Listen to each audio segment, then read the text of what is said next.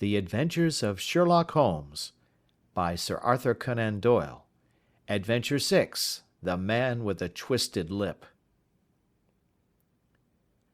Isa Whitney, brother of the late Elias Whitney, D.D., principal of the Theological College of St. George's, was much addicted to opium. The habit grew upon him, as I understand, from some foolish freak when he was at college, for having read De Quincey's description of his dreams and sensations, he had drenched his tobacco with laudanum in an attempt to produce the same effects.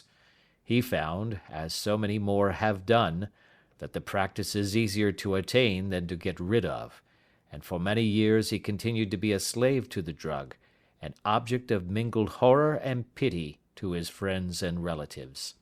I can see him now, with yellow pasty face, drooping lids, and pinpoint pupils, all huddled in a chair, the wreck and ruin of a noble man.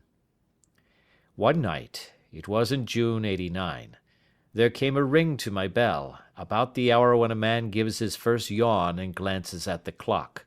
I sat up in my chair, and my wife laid her needlework down in her lap and made a little face of disappointment.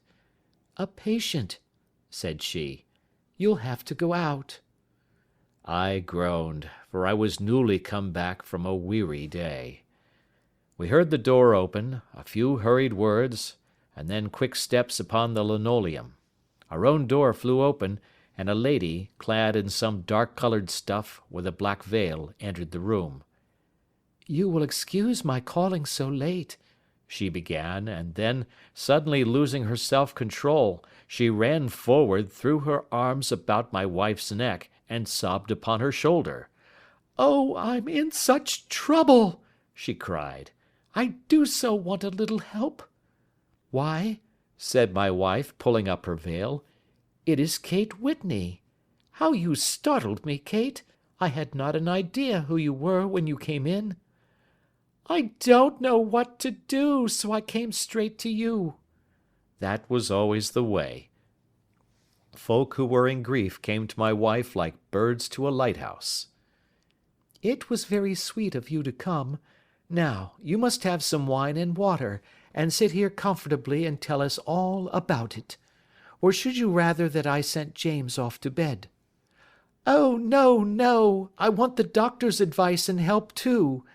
It's about Isa. He's not been home for 2 days. I'm so frightened about him." It was not the first time that she had spoken to us of her husband's trouble, to me as a doctor, to my wife as an old friend and school companion. We soothed and comforted her by such words as we could find. Did she know where her husband was? Was it possible that we could bring him back to her? It seems that it was. She had the surest information that of late he had, when the fit was on him, made use of an opium den in the farthest east of the city. Hitherto his orgies had always been confined to one day, and he had come back twitching and shattered in the evening. But now the spell had been upon him 48 hours, and he lay there, doubtless among the dregs of the docks, breathing in the poison or sleeping off the effects. There he was to be found, she was sure of it, at the Bar of Gold, in Upper Swandam Lane. But what was she to do? How could she, a young and timid woman, make her way into such a place and pluck her husband out from among the ruffians who surrounded him? There was the case, and of course there was but one way out of it. Might I not escort her to this place? And then, as a second thought, why should she come at all? I was Isa Whitney's medical adviser, and as such I had influence over him. I could manage it better if I were alone. I promised her on my word that I would send him home in a cab within 2 hours, if he were indeed at the address which she had given me. And so in 10 minutes I had left my armchair and cheery sitting-room behind me, and was speeding eastward in a hansom on a strange errand, as it seemed to me at the time, though the future only could show how strange it was to be. But there was no great difficulty in the first stage of my adventure. Upper Swandam Lane is a vile alley lurking behind the high wharves which line the north side of the river to the east of London Bridge. Between a slop shop and a gin shop, approached by a steep flight of steps leading down to a black gap like the mouth of a cave, I found the den of which I was in search. Ordering my cab to wait, I passed down the steps, worn hollow in the centre by the ceaseless tread of drunken feet, and by the light of a flickering oil lamp above the door I found the latch and made my way into a long, low room, thick and heavy with the brown opium smoke, and terraced with wooden berths like the forecastle of an emigrant ship. Through the gloom one could dimly catch a glimpse of bodies lying in strange, fantastic poses, bowed shoulders, bent knees, heads thrown back, and chins pointing upward, with here and there a dark, lacklustre eye turned upon the newcomer. Out of the black shadows there glimmered little red circles of light, now bright, now faint, as the burning poison waxed or waned in the bowls of the metal pipes. The most lay silent, but some muttered to themselves, and others talked together in a strange, low, monotonous voice, their conversation coming in gushes, and then suddenly tailing off into silence, each mumbling out his own thoughts and paying little heed to the words of his neighbour. At the farther end was a small brazier of burning charcoal, beside which, on a three-legged wooden stool, there sat a tall, thin old man, with his jaw resting upon his two fists and his elbows upon his knees, staring into the fire. As I entered, a sallow Malay attendant had hurried up with a pipe for me and a supply of the drug, beckoning me to an empty berth. "Thank you, I have not come to stay," said I. "There is a friend of mine here, Mr. Isa Whitney, and I wish to speak with him." There was a movement and an exclamation from my right, and peering through the gloom, I saw Whitney, pale, haggard, and unkempt, staring out at me. "My God, it's Watson!" said he. He was in a pitiable state of reaction, with every nerve in a twitter. "I say, Watson, what o'clock is it?" "Nearly 11. "Of what day?" "Of Friday, June 19th. "Good heavens, I thought it was Wednesday." "It is Wednesday. What do you want to frighten a chap for?" He sank his face onto his arms and began to sob in a high treble key. "I tell you that it is Friday, man. Your wife has been waiting this 2 days for you. You should be ashamed of yourself." "So I am.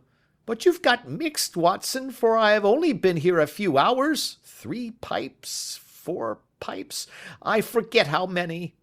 But I'll go home with you. I wouldn't frighten Kate, poor little Kate. Give me your hand. Have you a cab?" "Yes, I have one waiting." "Then I shall go in it. But I must owe something. Find what I owe, Watson. I am all off colour. I can do nothing for myself." I walked down the narrow passage between the double row of sleepers, holding my breath to keep out the vile, stupefying fumes of the drug, and looking about for the manager. As I passed the tall man who sat by the brazier, I felt a sudden pluck at my skirt, and a low voice whispered, "Walk past me, and then look back at me." The words fell quite distinctly upon my ear. I glanced down. They could only have come from the old man at my side, and yet he sat now as absorbed as ever, very thin, very wrinkled, bent with age, an opium pipe dangling down from between his knees, as though it had dropped in sheer lassitude from his fingers. I took 2 steps forward and looked back. It took all my self-control to prevent me from breaking out into a cry of astonishment. He had turned his back so that none could see him but I. His form had filled out, his wrinkles were gone, the dull eyes had regained their fire, and there, sitting by the fire and grinning at my surprise, was none other than Sherlock Holmes. He made a slight motion to me to approach him, and instantly, as he turned his face half round to the company once more, subsided into a doddering, loose-lipped senility. "Holmes," I whispered. "What on earth are you doing in this den?" "As low as you can," he answered. "I have excellent ears. If you would have the great kindness to get rid of that sottish friend of yours, I should be exceedingly glad to have a little talk with you." "I have a cab outside." "Then pray send him home in it. You may safely trust him, for he appears to be too limp to get into any mischief. I should recommend you also to send a note by the cabman to your wife to say that you have thrown in your lot with me. If you will wait outside, I shall be with you in 5 minutes." It was difficult to refuse any of Sherlock Holmes's requests, for they were always so exceedingly definite, and put forward with such a quiet air of mastery. I felt, however, that when Whitney was once confined in the cab my mission was practically accomplished, and for the rest, I could not wish anything better than to be associated with my friend in one of those singular adventures which were the normal condition of his existence. In a few minutes I had written my note, paid Whitney's bill, led him out to the cab, and seen him driven through the darkness. In a very short time a decrepit figure had emerged from the opium den, and I was walking down the street with Sherlock Holmes. For 2 streets he shuffled along with a bent back and an uncertain foot. Then, glancing quickly round, he straightened himself out and burst into a hearty fit of laughter. "I suppose, Watson," said he, "that you imagine that I have added opium smoking to cocaine injections, and all the other little weaknesses on which you have favoured me with your medical views." "I was certainly surprised to find you there." "But not more so than I to find you." "I came to find a friend." "And I to find an enemy." "An enemy?" "Yes, one of my natural enemies, or, shall I say, my natural prey. Briefly, Watson, I am in the midst of a very remarkable inquiry, and I have hoped to find a clue in the incoherent ramblings of these sots, as I have done before now. Had I been recognized in that den, my life would not have been worth an hour's purchase, for I have used it before now for my own purposes, and the rascally Lascar who runs it has sworn to have vengeance upon me. There is a trap-door at the back of that building, near the corner of Paul's Wharf, which could tell some strange tales of what has passed through it upon the moonless nights." "What? You do not mean bodies?" "Aye, bodies, Watson. We should be rich men if we had £1,000 for every poor devil who has been done to death in that den. It is the vilest murder trap on the whole riverside, and I fear that Neville St. Clair has entered it never to leave it more. But our trap should be here." He put his 2 forefingers between his teeth and whistled shrilly, a signal which was answered by a similar whistle from the distance, followed shortly by the rattle of wheels and the clink of horses' hoofs. "Now, Watson," said Holmes, as a tall dog-cart dashed up through the gloom, throwing out 2 golden tunnels of yellow light from its side lanterns, "you'll come with me, won't you?" "If I can be of use." "Oh, a trusty comrade is always of use, and a chronicler still more so. My room at the Cedars is a double-bedded one." "The Cedars?" "Yes, that is Mr. St. Clair's house. I am staying there while I conduct the inquiry." "Where is it, then?" "Near Lee, in Kent. We have a 7-mile drive before us." "But I am all in the dark." "Of course you are. You'll know all about it presently. Jump up here. All right, John, we shall not need you. Here's £50. Look out for me tomorrow about 11. Give her head. So long, then." He flicked the horse with his whip, and we dashed away through the endless succession of sombre and deserted streets, which widened gradually, until we were flying across a broad balustraded bridge, with the murky river flowing sluggishly beneath us. Beyond lay another dull wilderness of bricks and mortar, its silence broken only by the heavy, regular footfall of the policemen, or the songs and shouts of some belated party of revellers. A dull wrack was drifting slowly across the sky, and a star or two twinkled dimly here and there through the rifts of the clouds. Holmes drove in silence, with his head sunk upon his breast, and the air of a man who is lost in thought, while I sat beside him, curious to learn what this new quest might be which seemed to tax his powers so sorely, and yet afraid to break in upon the current of his thoughts. We had driven several miles, and were beginning to get to the fringe of the belt of suburban villas, when he shook himself, shrugged his shoulders, and lit up his pipe with the air of a man who has satisfied himself that he is acting for the best. "You have a grand gift of silence, Watson," said he. "It makes you quite invaluable as a companion. 'Pon my word, it is a great thing for me to have someone to talk to, for my own thoughts are not over pleasant. I was wondering what I should say to this dear little woman to-night when she meets me at the door." "You forget that I know nothing about it." "I shall just have time to tell you the facts of the case before we get to Lee. It seems absurdly simple, and yet, somehow I can get nothing to go upon. There's plenty of thread, no doubt, but I can't get the end of it into my hand. Now, I'll state the case clearly and concisely to you, Watson, and maybe you can see a spark where all is dark to me." "Proceed, then." "Some years ago, to be definite, in May 1884, there came to Lee a gentleman, Neville St. Clair by name, who appeared to have plenty of money. He took a large villa, laid out the grounds very nicely, and lived generally in good style. By degrees he made friends in the neighbourhood, and in 1887 he married the daughter of a local brewer, by whom he now has 2 children. He had no occupation, but was interested in several companies, and went into town, as a rule, in the morning, returning by the 5:14 from Cannon Street every night. Mr. St. Clair is now 37 years of age, is a man of temperate habits, a good husband, a very affectionate father, and a man who is popular with all who know him. I may add that his whole debts at the present moment, as far as we have been able to ascertain, amount to £88 10s, while he has £220 standing to his credit in the Capital and Counties Bank.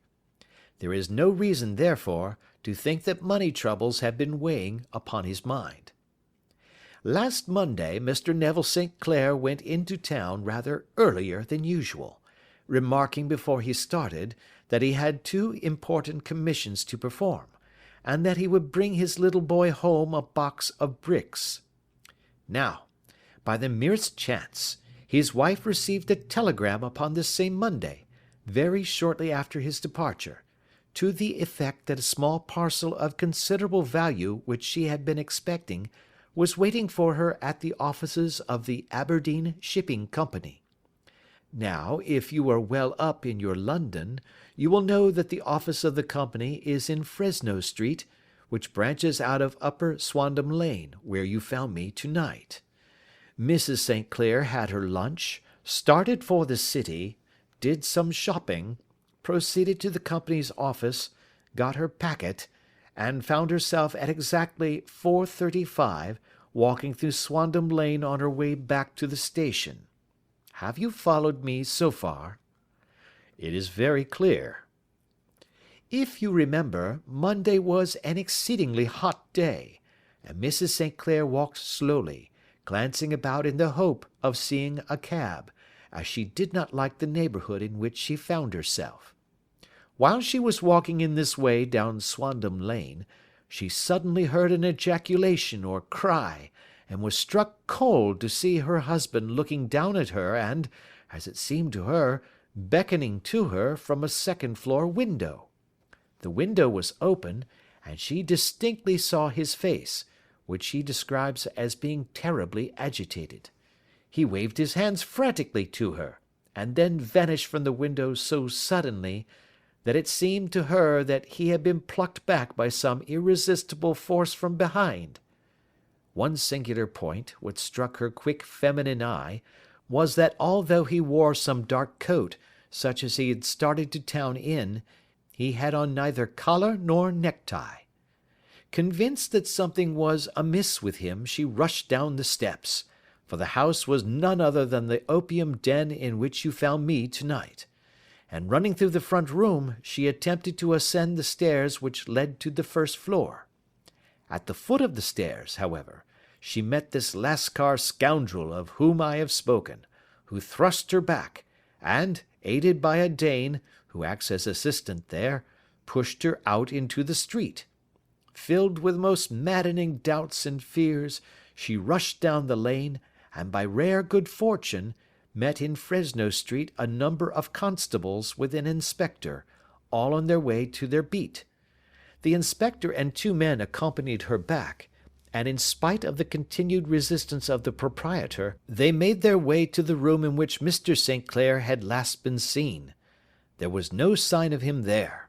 In fact, in the whole of that floor, there was no one to be found save a crippled wretch of hideous aspect, who, it seems, made his home there.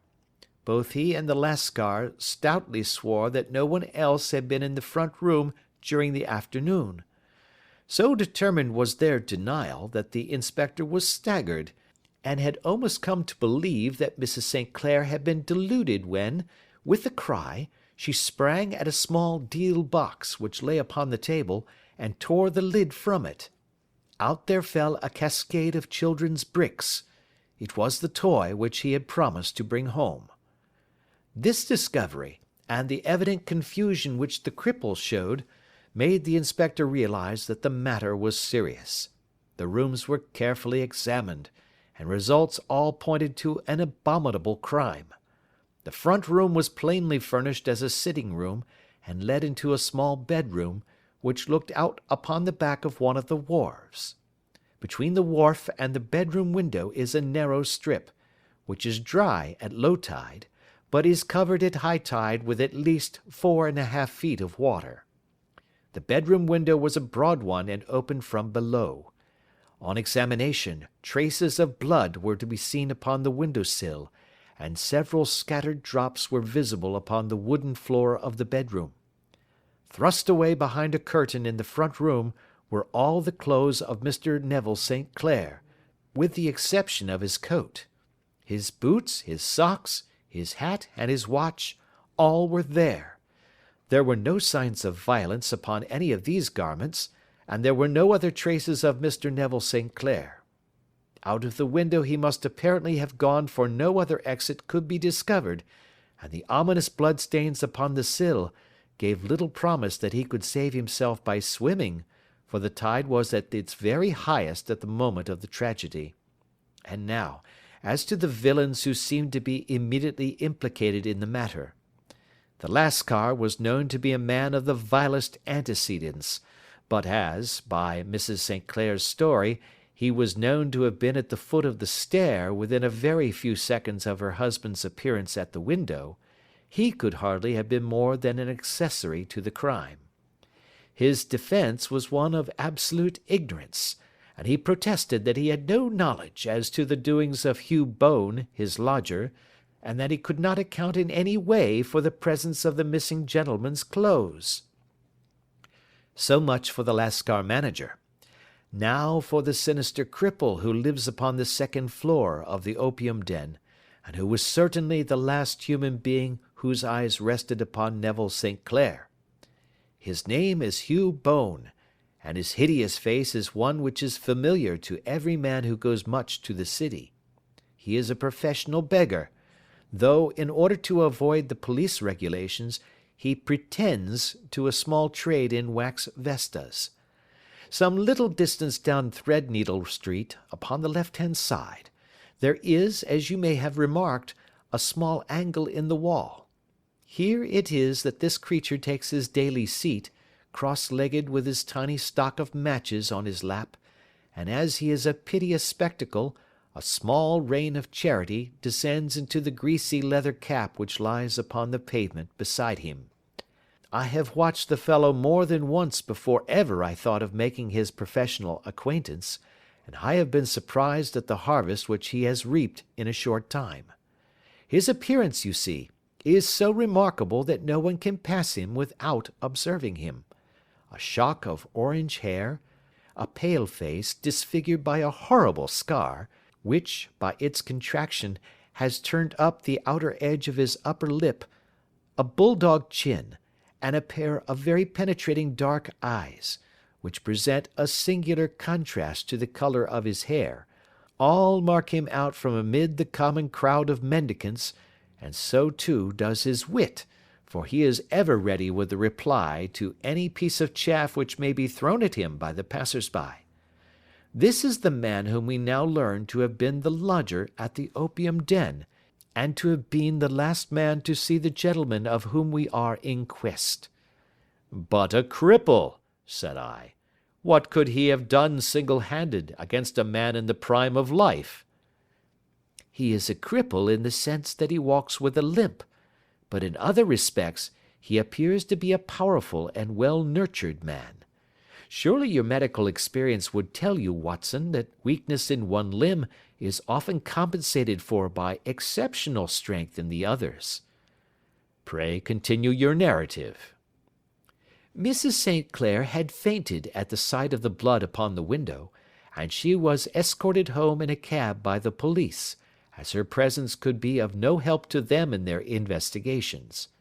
Inspector Barton, who had charge of the case, made a very careful examination of the premises, but without finding anything which threw any light upon the matter.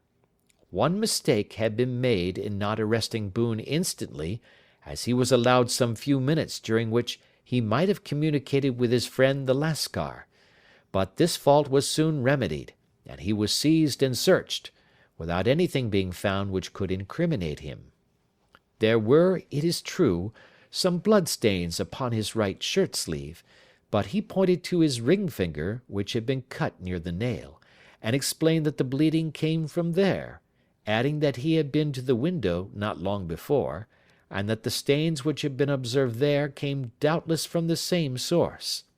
He denied strenuously having ever seen Mr. Neville St. Clair, and swore that the presence of the clothes in his room was as much a mystery to him as to the police.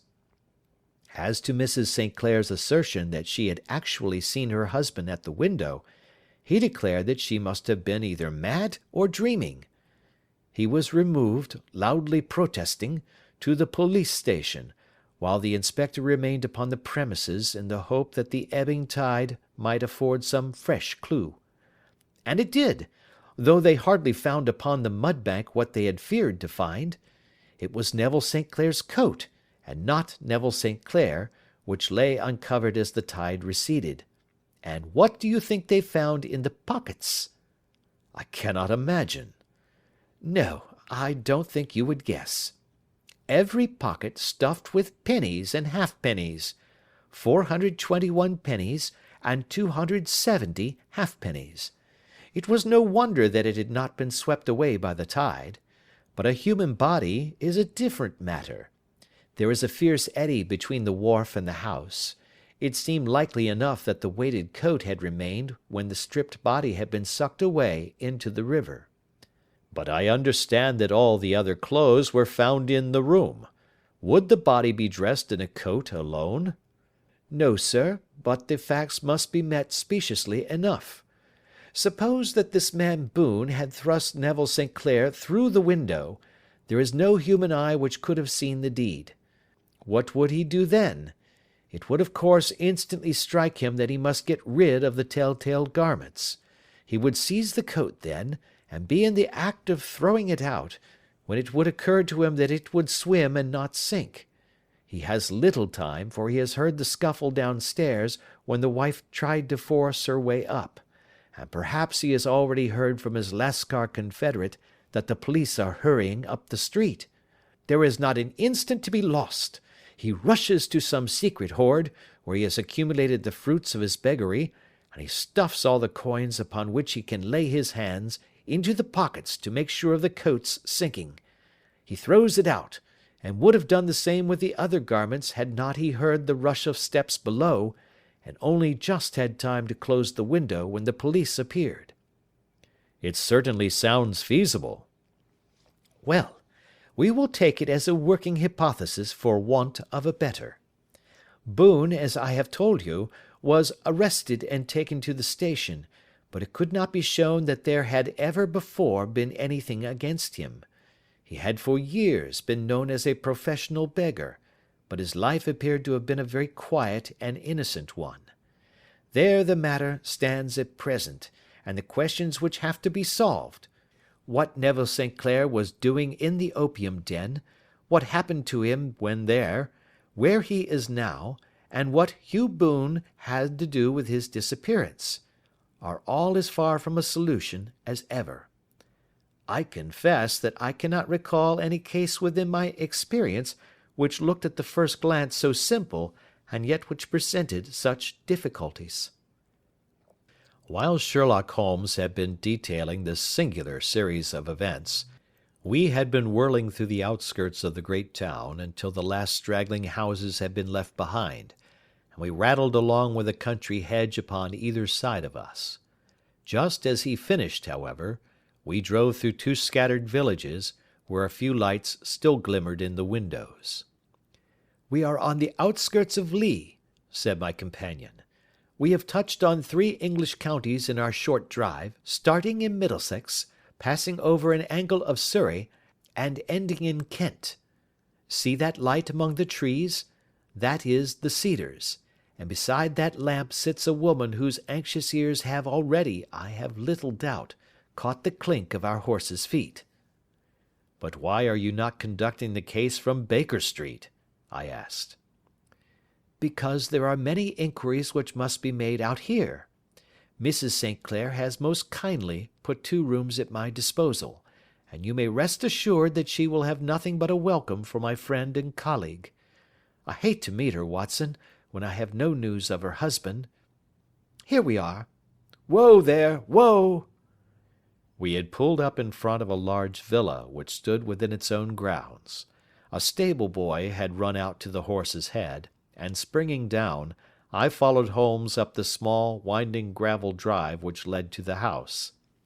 As we approached, the door flew open, and a little blonde woman stood in the opening, clad in some sort of light mousseline de sole, with a touch of fluffy pink chiffon at her neck and wrists.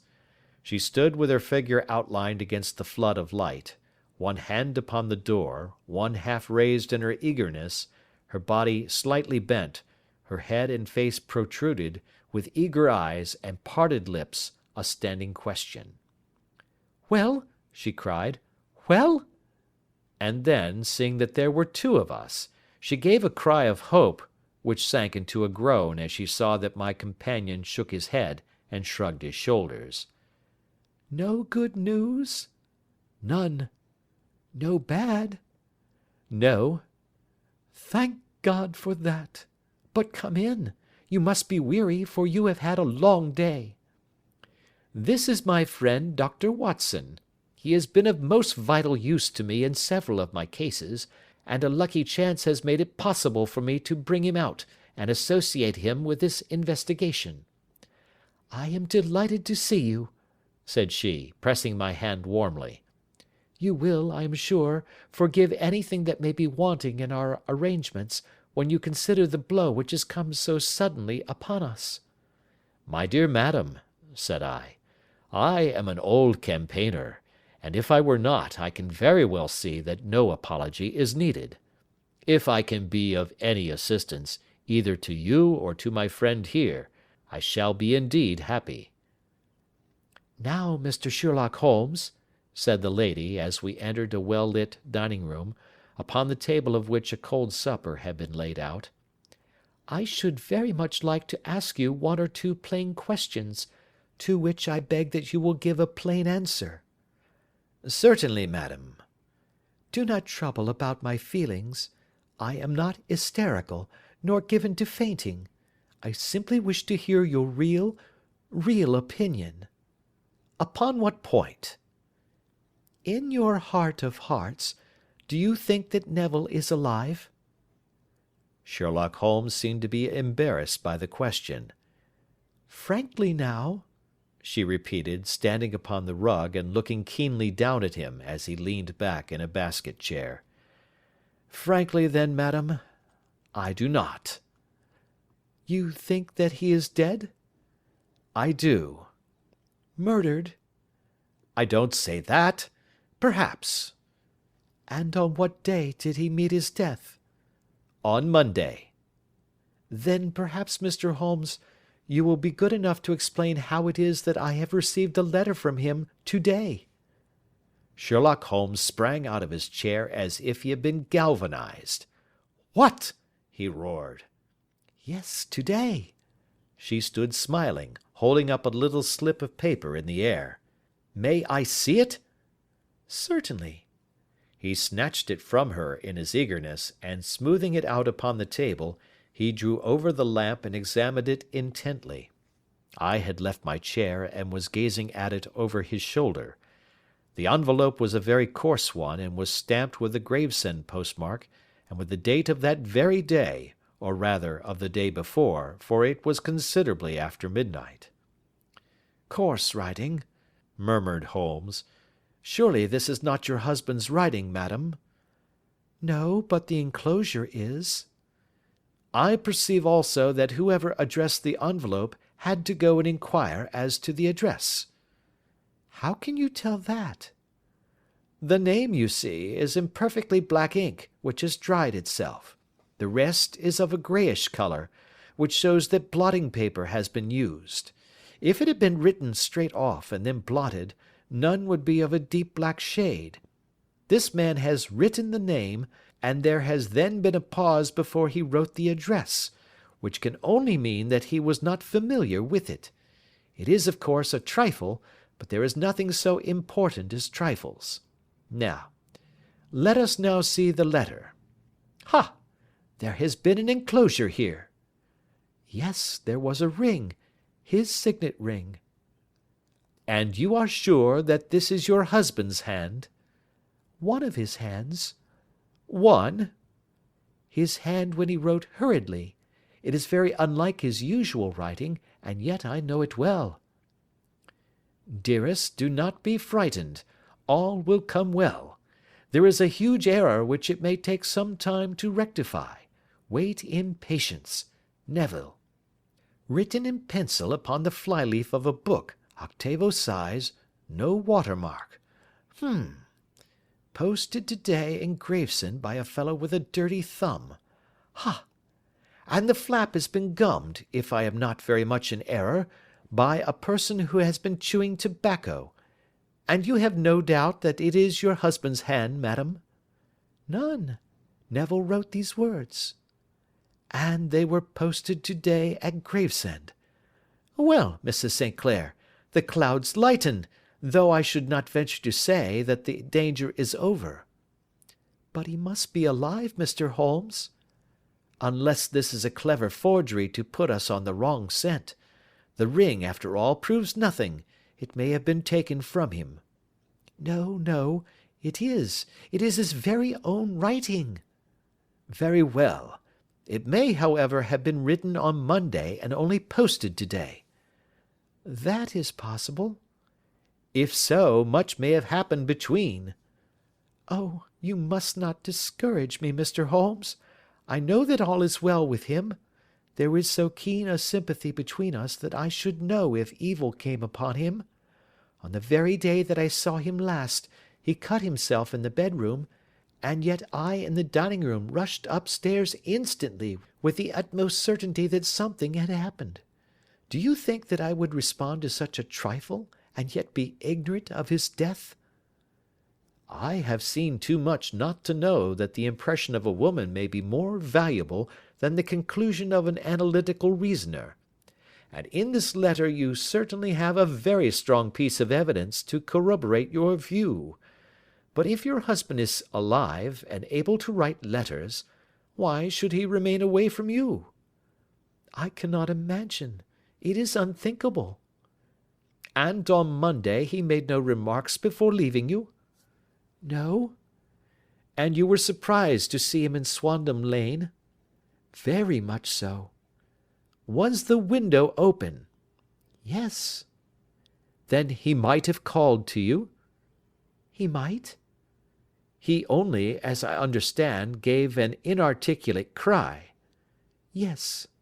A call for help, you thought? Yes, he waved his hands.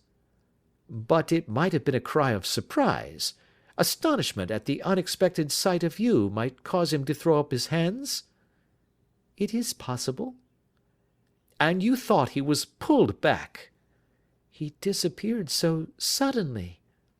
He might have leaped back. You did not see anyone else in the room? No, but this horrible man confessed to having been there, and the Lascar was at the foot of the stairs. Quite so. Your husband, as far as you could see, had his ordinary clothes on? But without his collar or tie. I distinctly saw his bare throat. Had he ever spoken of Swandam Lane? Never. Had he ever showed any signs of having taken opium? Never. Thank you, Mrs. St. Clair. Those are the principal points about which I wish to be absolutely clear. We shall now have a little supper and then retire, for we may have a very busy day tomorrow. A large and comfortable double-bedded room had been placed at our disposal, and I was quickly between the sheets, for I was weary after my night of adventure. Sherlock Holmes was a man, however, who, when he had an unsolved problem upon his mind, would go for days, and even for a week, without rest, turning it over, rearranging his facts, looking at it from every point of view until he had either fathomed it or convinced himself that his data were insufficient. It was soon evident to me that he was now preparing for an all-night sitting. He took off his coat and waistcoat, put on a large blue dressing-gown, and then wandered about the room collecting pillows from his bed and cushions from the sofa and armchairs. With these he constructed a sort of Eastern divan, upon which he perched himself cross-legged, with an ounce of shag tobacco and a box of matches laid out in front of him. In the dim light of the lamp I saw him sitting there, an old briar pipe between his lips, his eyes fixed vacantly upon the corner of the ceiling, the blue smoke curling up from him, silent, motionless, and the light shining upon his strong-set aquiline features. So he sat as I dropped off to sleep, and so he sat when a sudden ejaculation caused me to wake up, and I found the summer sun shining into the apartment. The pipe was still between his lips, the smoke still curled upward, and the room was full of a dense tobacco haze, but nothing remained of the heap of shag which I had seen upon the previous night. "Awake, Watson?" he asked. "Yes." "Game for a morning drive?" "Certainly." "Then dress. No one is stirring yet, but I know where the stable-boy sleeps, and we shall soon have the trap out." He chuckled to himself as he spoke, his eyes twinkled, and he seemed a different man to the sombre thinker of the previous night. As I dressed I glanced at my watch. It was no wonder that no one was stirring. It was 25 minutes past 4. I had hardly finished when Holmes returned with the news that the boy was putting in the horse. "I want to test a little theory of mine," said he, pulling on his boots. "I think, Watson, that you are now standing in the presence of one of the most absolute fools in Europe. I deserve to be kicked from here to Charing Cross, but I think I have the key of the affair now." "And where is it?" I asked, smiling. "In the bathroom," he answered. "Oh yes, I am not joking," he continued, seeing my look of incredulity. "I have just been there, and I have taken it out, and I have got it in this Gladstone bag. Come on, my boy, and we shall see whether it will fit the lock." We made our way downstairs as quietly as possible, and out into the bright morning sunshine. In the road stood our horse and trap, with the half-clad stable-boy waiting at the head. We both sprang in, and away we dashed down the London road. A few country carts were stirring, bearing in vegetables to the metropolis, but the lines of villas on either side were as silent and lifeless as some city in a dream. "It has been in some points a singular case," said Holmes, flicking the horse on into a gallop. "I confess that I have been as blind as a mole, but it is better to learn wisdom late than never to learn it at all." In town, the earliest risers were just beginning to look sleepily from their windows as we drove through the streets of the Surrey side. Passing down the Waterloo Bridge Road, we crossed over the river, and dashing up Wellington Street, wheeled sharply to the right and found ourselves in Bow Street. Sherlock Holmes was well known to the force, and the two constables at the door saluted him. One of them held the horse's head, while the other led us in.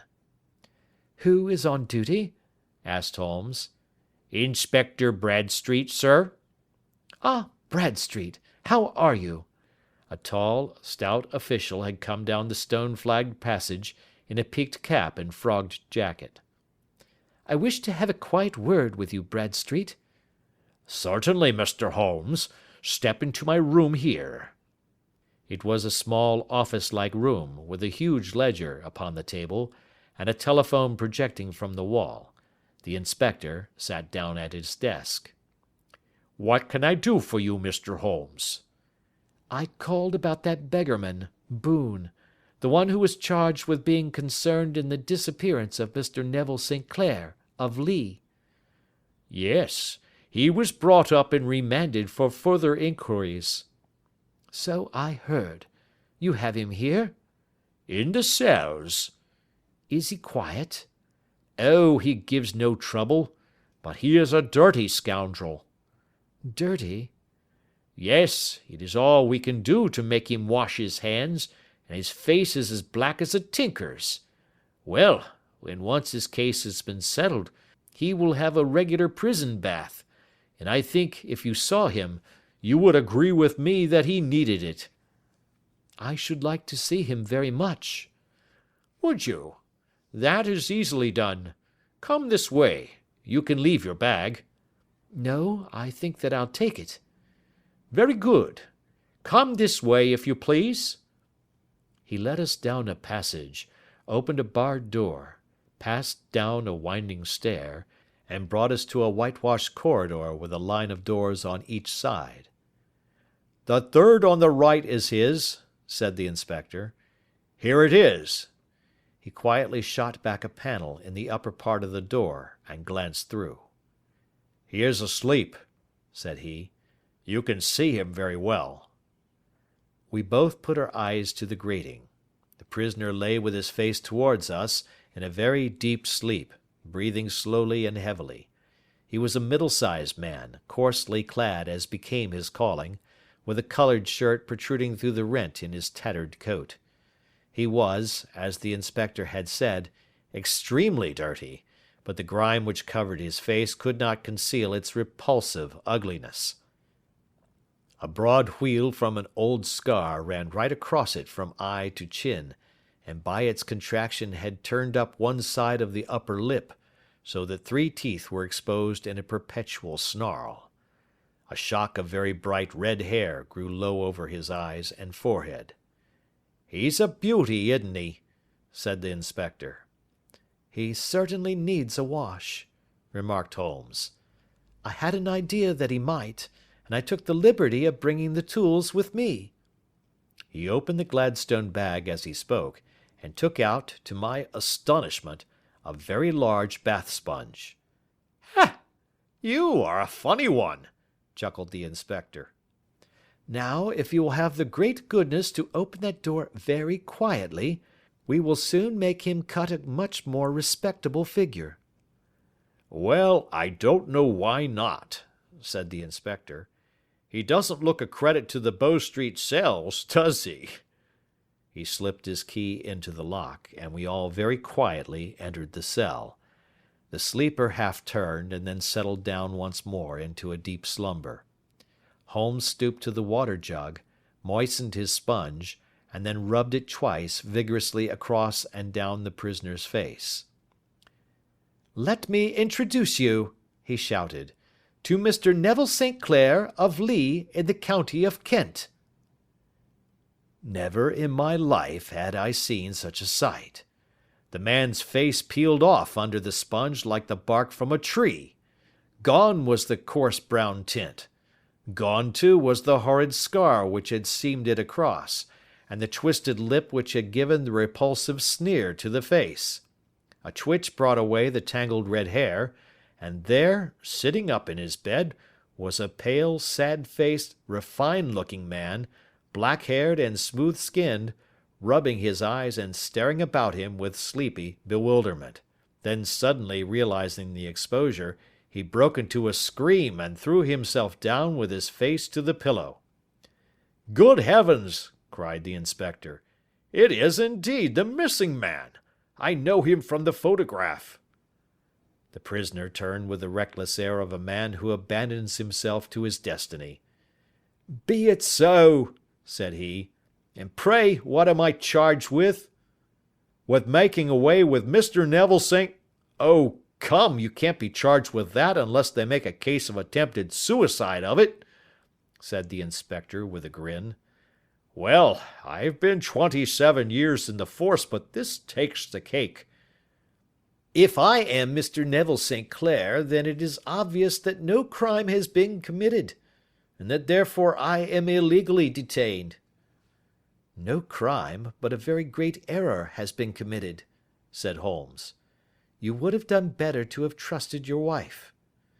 "It was not the wife, it was the children," groaned the prisoner. "God help me, I would not have them ashamed of their father. My God, what an exposure! What can I do?" Sherlock Holmes sat down beside him on the couch, and patted him kindly on the shoulder.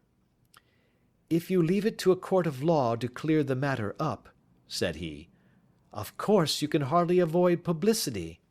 On the other hand, if you convince the police authorities that there is no possible case against you, I do not know that there is any reason that the details should find their way into the papers.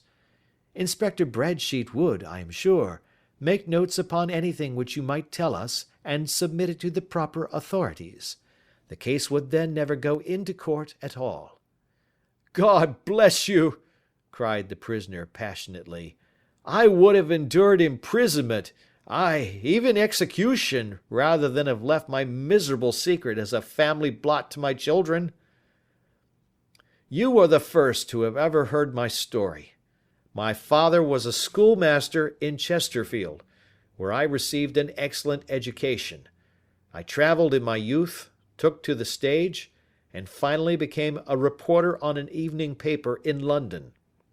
One day my editor wished to have a series of articles upon begging in the metropolis, and I volunteered to supply them. There was the point from which all my adventures started. It was only by trying begging as an amateur that I could get the facts upon which to base my articles. When an actor, I had, of course, learned all the secrets of making up, and had been famous in the green room for my skill. I took advantage now of my attainments. I painted my face, and to make myself as pitiable as possible, I made a good scar and fixed one side of my lip in a twist by the aid of a small slip of flesh-colored plaster. Then, with a red head of hair and an appropriate dress, I took my station in the business part of the city, ostensibly as a match-seller, but really as a beggar. For 7 hours I plied my trade, and when I returned home in the evening, I found to my surprise that I had received no less than 26 shillings 4 pence. I wrote my articles and thought little more of the matter until, some time later, I backed a bill for a friend and had a writ served upon me for £25. I was at my wits' end where to get the money, but a sudden idea came to me. I begged a fortnight's grace from the creditor, asked for a holiday from my employers, and spent the time in begging in the city under my disguise. In 10 days I had the money and had paid the debt. Well, you can imagine how hard it was to settle down to arduous work at £2 a week, when I knew that I could earn as much in a day by smearing my face with a little paint, laying my cap on the ground, and sitting still. It was a long fight between my pride and the money, but the dollars won at last, and I threw up reporting and sat day after day in the corner which I had first chosen, inspiring pity by my ghastly face, and filling my pockets with coppers. Only one man knew my secret. He was the keeper of a low den in which I used to lodge in Swandam Lane, where I could every morning emerge as a squalid beggar, and in the evenings transform myself into a well-dressed man about town. This fellow, a Lascar, was well paid by me for his rooms, so that I knew that my secret was safe in his possession. Well, very soon I found that I was saving considerable sums of money.